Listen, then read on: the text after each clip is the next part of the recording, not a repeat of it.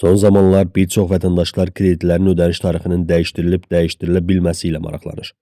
Mövzu ilə bağlı konkret nöqtədə danışan iqtisadçılar məsələni şərh ediblər.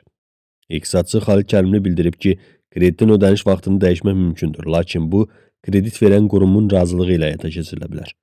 Kreditin ödəniş vaxtını dəyişmək kredit verən strukturun razılığı ilə mümkündür. Çünki burada iki tərəf var, kredit verən və kredit götürən.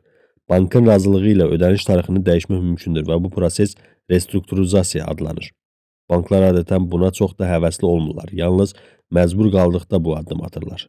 İlkin şərtlərin dəyişdirilməsi əslində müəyyən çətinliyin və riskin artmasının göstəricisidir.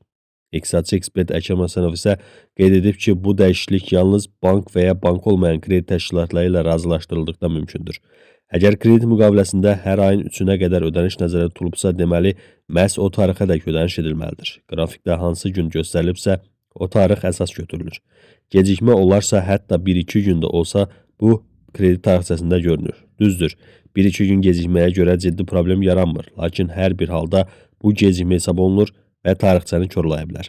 Bunun qarşısını almaq üçün kredit götürən şəxs bankla razılaşıb ödəniş tarixini dəyişdirə, məsələn, ayın 3-dən 6-sına kimi uzadır. Bu isə yenidən müqavilə bağlamaqla mümkündür. Beləliklə, ekspertlər vurğulayırlar ki, kreditin ödəniş tarixi yalnız kredit verən tərəfin razılığı və yeni müqavilə əsasında dəyişdirilə bilər.